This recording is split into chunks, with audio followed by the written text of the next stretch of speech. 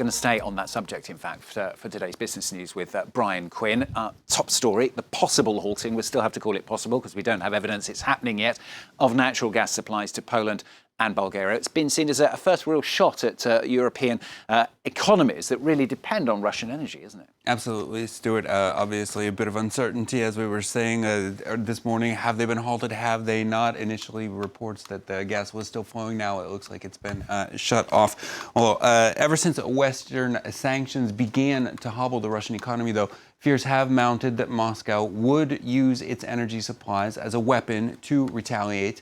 Europe overall gets around 40% of its natural gas supplies from Russia, with major economies like Germany and Italy particularly dependent.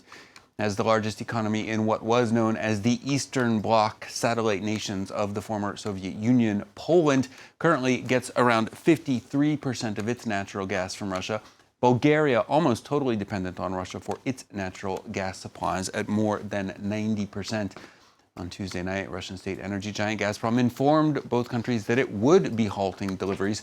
Warsaw, for its part, says that its gas storage reserves are at nearly 80% full and that it had already planned to stop importing Russian gas by the end of the year.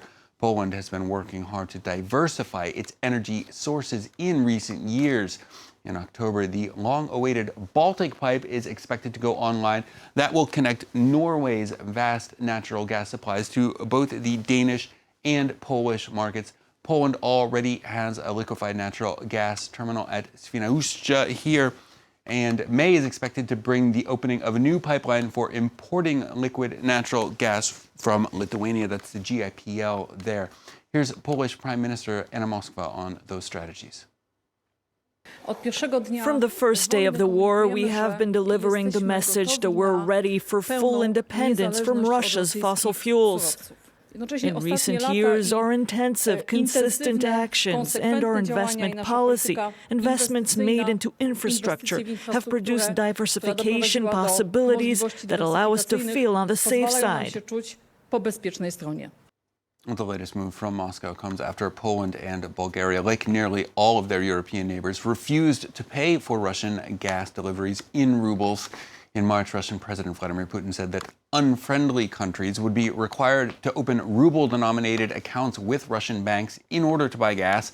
That an apparent bid to prop up the value of the ruble. European nations balked at that demand for payment in rubles.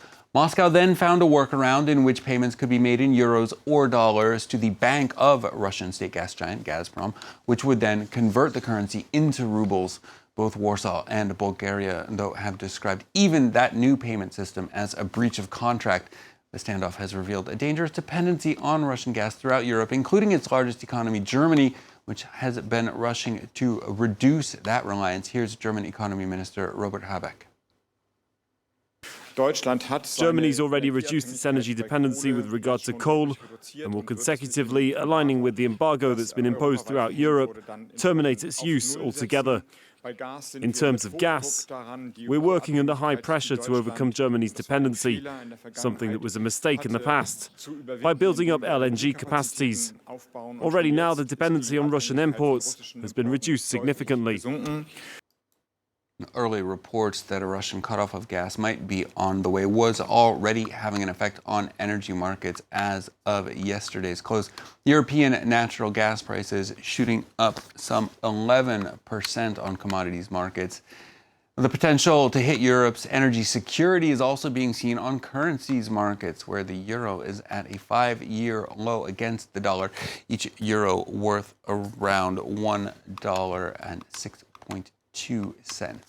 And obviously, Stuart, this is an ongoing saga. Poland and Bulgaria, likely just the beginning of what we're seeing in a potential energy war between Russia and Europe. We shall keep following it, of course. Thanks very much, Bryan Quinn there with the business news. Of course, if we do hear concrete evidence of those supplies being cut, we'll bring it to you here on France 24.